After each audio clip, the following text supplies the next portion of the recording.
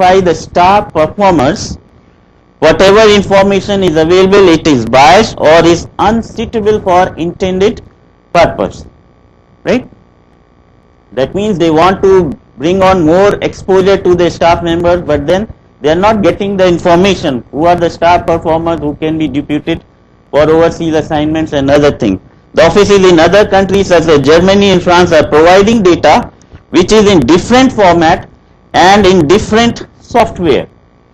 The concern is to make use of information technology so as to make the provision for centralized data without the need for upgrading the existing software. So this is another concern which the organization has been facing. They get information, but then it is in different format, and thus they are not able to utilize properly.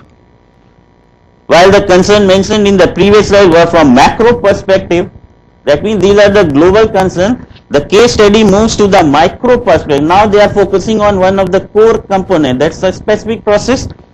The case study moves by taking core HR process so as to enable the student to understand the process of integrating information technology with business objectives. It is one of the specific process now. The process covered in this case study is HR appraisal process, which no doubt is one of the core process for achieving the fundamental business objective. That's the appraisal process which the case study covers.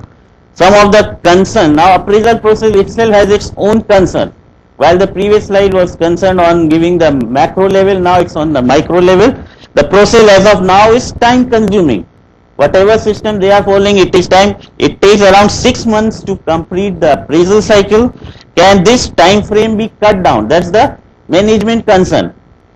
Can the services of information technology be utilized to achieve this purpose? That means they want to cut down the time, and how IT is going to take care. The appraisal process as of now is too much paper based. Can information technology do away with this paper based approach? Due to frequent traveling of workforce, most of the workforce is unable to participate in the appraisal process. Hence the appraisal of this workforce is either done on gut feeling or is left out to be performed later. With these issues and concerns clearly specified, the objective is set for integrating information technology for business. Or this essentially boils down to the process of harnessing the power of IT so as to contribute to the attainment and growth of the business. Right. Having understood the operational business objective, the student is required to address. Now that's the last part of the case study. They are required what they are going to do, what the case study is all about, and how the student is going to take care. Take stock of ITD and preparing a draft project report to highlight the issues which might be encountered on the way for proceeding and integrating IT with strengthening the information technology department in terms of expertise available, infrastructure requirement, hardware, software, etc. Areas where information technology can be integrated with other core processes. For example, purchase info can be with the quality assurance department. Right?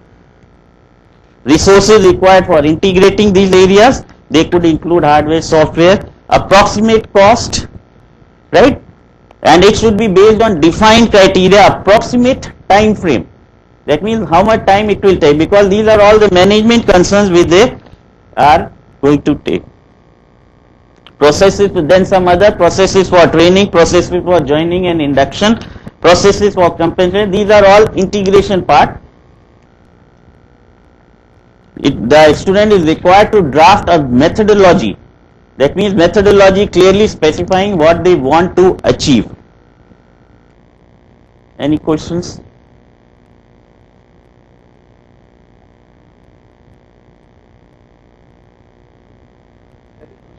Any questions? So have you specifically taken any industry as well? Yeah, it's the IT industry, because I am from the IT industry background. Any particular industry you have identified or general?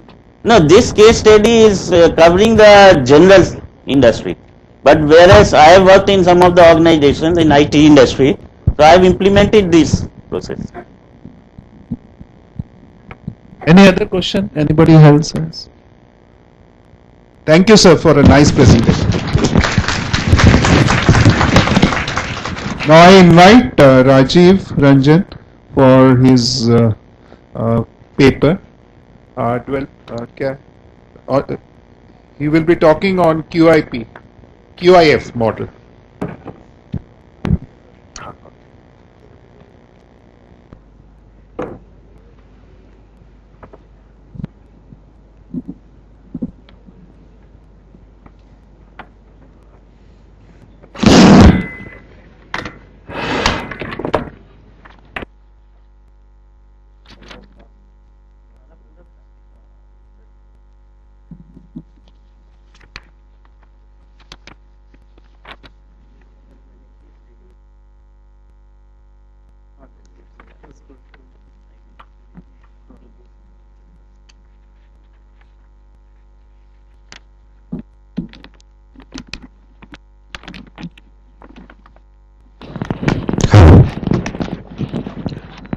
Good morning.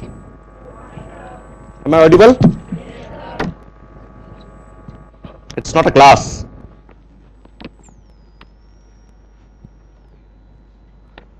Okay, so till he sets up, two things. I'm really thankful to RDAS for organizing such a wonderful conference and having invited me. The second thing, the session chair, Professor MPS Bhatia, has been my teacher, and I'm really happy that I'm presenting my paper before him. He has taught me networking. So if you feel that there is some good concept that I can give you, the credit goes to him.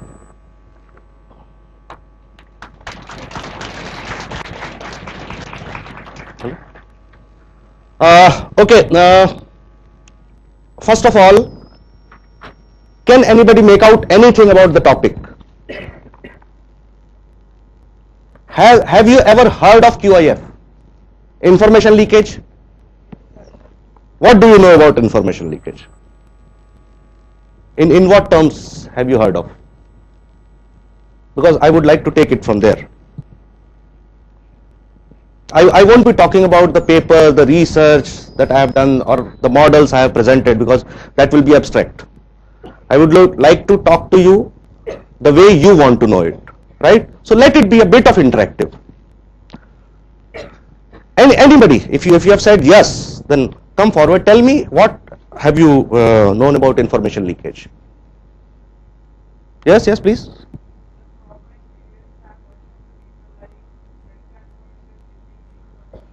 Okay, so yes, good. So information leakage is exactly the same answer that I expected, is that if you have given some information to somebody and he has passed on to C, unauthorized, without any authorization, right? Now the same study when conducted on a system is information leakage in a system. So to start with, what is our goal of information security? To secure the system. And the second goal is very important, that you must log and audit all possible information flow, because that is when you can do the reverse engineering, that where did the fault lie? Why did this information go out of the system? The most important challenge is how to measure information flow. Hello? The most important challenge is how to measure information flow. The leakage might be there, but how much leakage is there? You can say this system is secure and this system is insecure. That is a qualitative difference. Yes, no. But what is the degree of security? What is the degree of insecurity? That is what I have tried to discuss in this paper.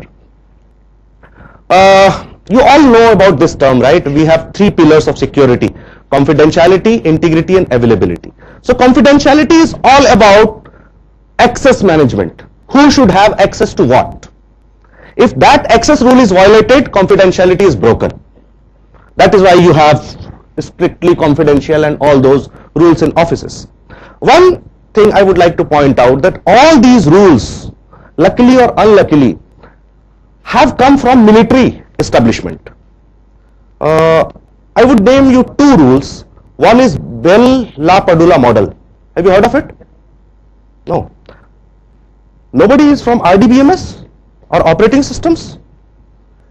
In both the subjects you do study it anyways, and another I'll be talking during my talk later on. But this Bell-LaPadula model is a mandatory access control model which says no read up and no write down.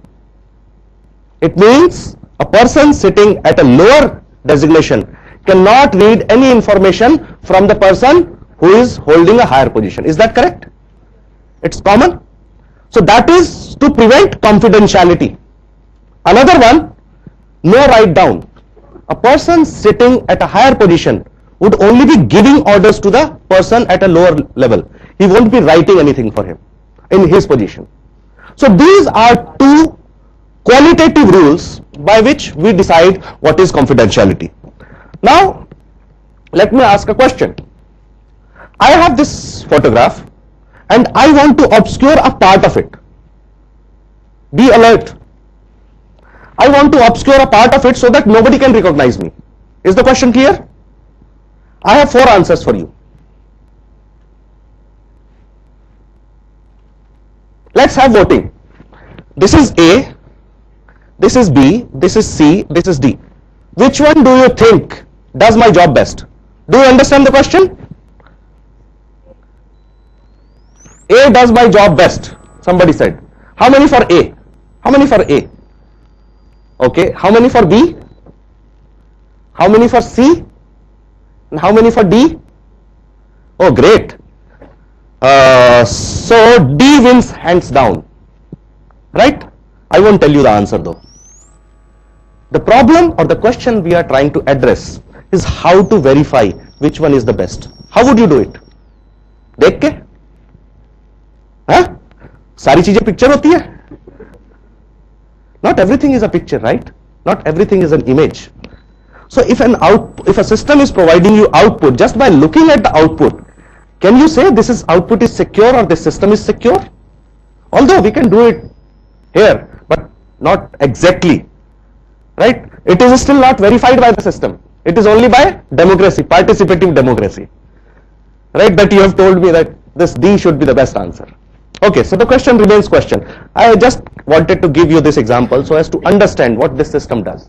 This system actually verifies the amount of leakage from the original system.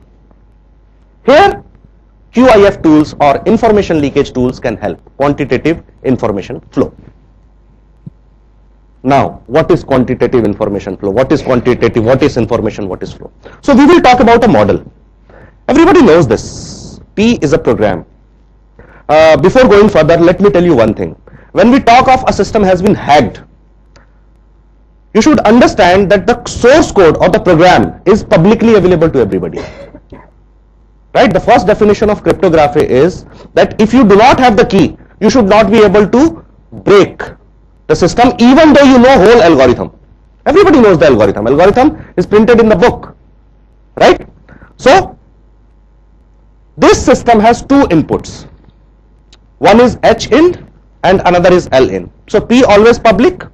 We have 2 classes of information. One is high class or low class, means a secret or a public. You can have 2 categories or 2 classes of input, secret input and public input. You can also have 2 classes of output. Now what is our design goal? The design goal is we don't need to worry about L in. This is input, public input, what you give. But we have to make sure that this H out is empty, that the system is not giving out any secret output, any secret information. And another, what is the another thing? The another important thing is that this public output should not contain anything about secret input. I would like to emphasize once more. This is very easy to understand. That system should not give a secret output. Another thing is the output provided by the system should not contain anything about secret input. Can it contain? No? Okay. I think everybody must have written this code once or twice. What do you think? This is secure or insecure? Why?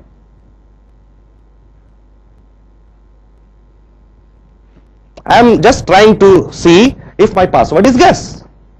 This is how you write. If password is this, then allow, else don't allow. So, is this secure or insecure? Insecure. Why? Because I am talking about insecurity. No, then give me the reason. The reason is,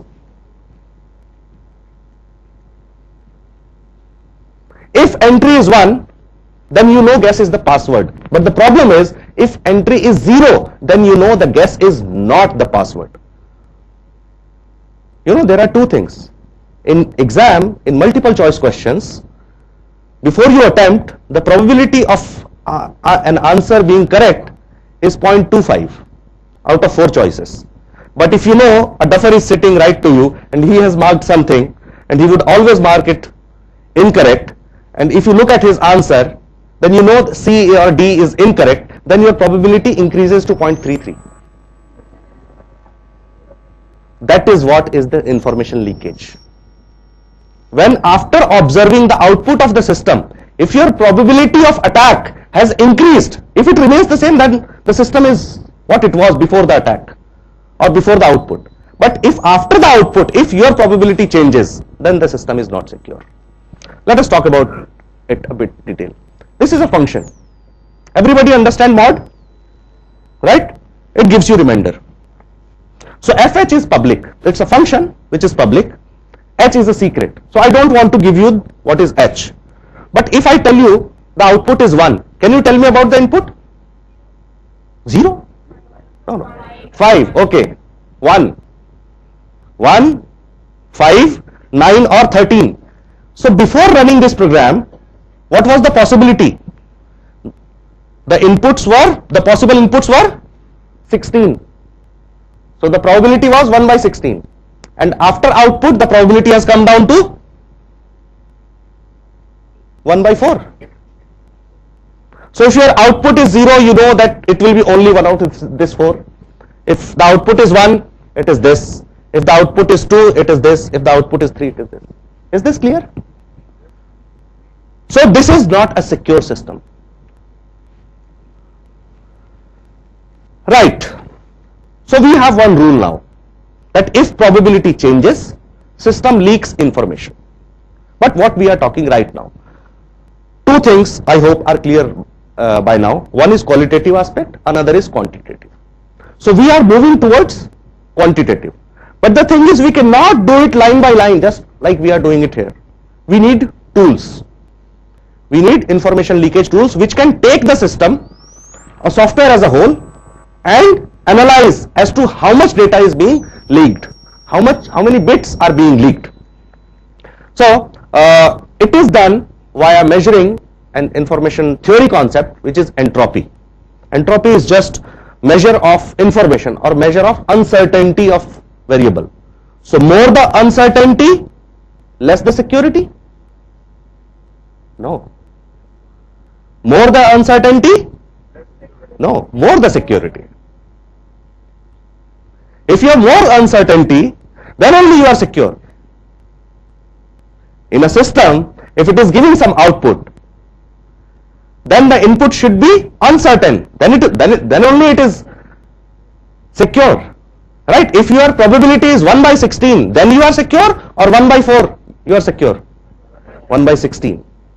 Right? So, how do we measure? This is the mathematical formula. I won't go into detail. Another aspect is the mutual information. That is what I was talking about. That this mutual information is entropy of the system, and entropy of the system after observing, this is conditional entropy, after observing the output. So if the mutual information is positive, your system leaks information. Now let me give you a case study. It might sound a bit abstract, what is leakage, how many bits or what. Where do we use it? We can use it like if you have an encryption system which is working on 128-bit SSL, and the company comes to me, sir, tell me whether my SSL system works securely or not. I'll say I don't know. I'll simply run his program, check on my system, and it leaks 7 or 8 bits. I'll simply give him the example, the answer. sir, your system leaks 7 bits or your system leaks 8 bits. Now you have to decide whether that system is secure for you or not.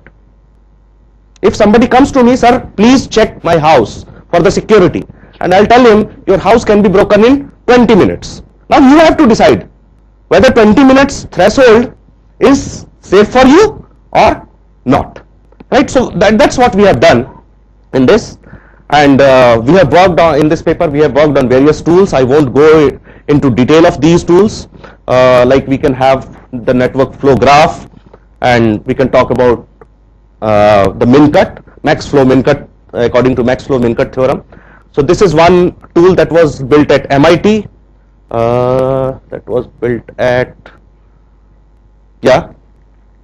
Another tool we talked about, so this takes a C program and gives you some input, like you can see leaked 69 bits total, and then some pros and cons. Another, this was in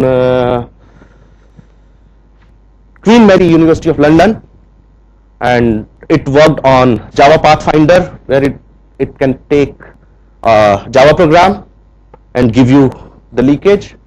Then we have another tool, Quell.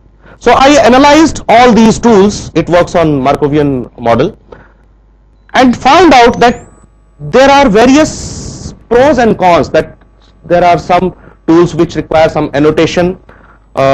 You need a lot of annotation, so you need to remember. Quell is a language, a new language, so obviously it lacks the versatility of a high level language like C, C++.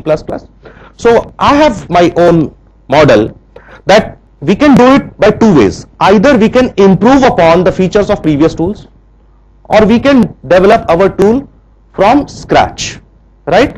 So every tool has its own advantage.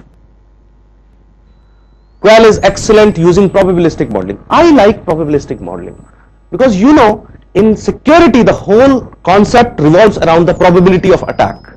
So if you can measure what will be the probability of a particular flow being taken, so if you all understand graph, right? So if we can decide about, in software engineering, I think there is something called flow graph, right? So just consider this as a flow graph, not top to bottom, but left to right, and this is our source and this is our sink.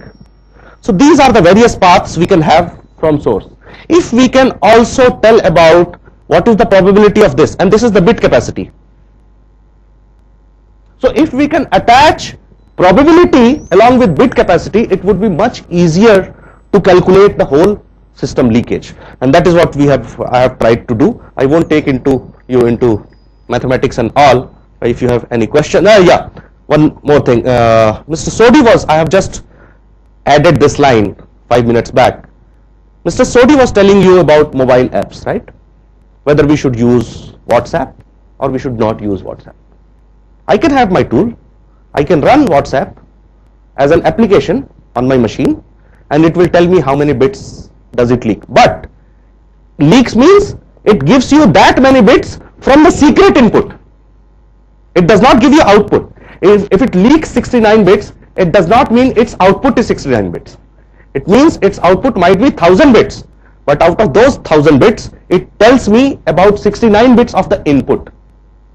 So you have to decide, if you are sending an SMS to somebody, right, how many bits do you want to be leaked, and you consider it as safe. Just 1 minute more. There was an interesting story I remember about pen drive. So Mr. Sodhi has already told you about 2 cases. I'll tell you about one case which has been very, very popular in academics. He has quite literally and quite clearly give his version of how it is in real life. You can expect from those guys, because guys are like, men will be men. You can expect the same from somewhere else, because father will always trust son. Now this is a case study of NSA. How many of you do not know NSA? How many of you know NSA? I mean, I don't have any option, neither of these. NSA is National Security Agency of USA, right? So after 9/11, obviously they stepped up their campaign to, fancify every mode from where the information can be leaked. They installed firewall, they had locks, they had swipe cards, they have biometric security and everything. And then one good man wanted to move into their headquarter and get some data out of there. Would he be able to? No. What he did, he just threw a pen drive in the car park. Right? One fine person, he picked up the pen drive. Oh my God, pen drive from the NSA employee? Let me complain about him. Let me check whose pen drive is this. Boom. It installed the worm. It gave all the data out.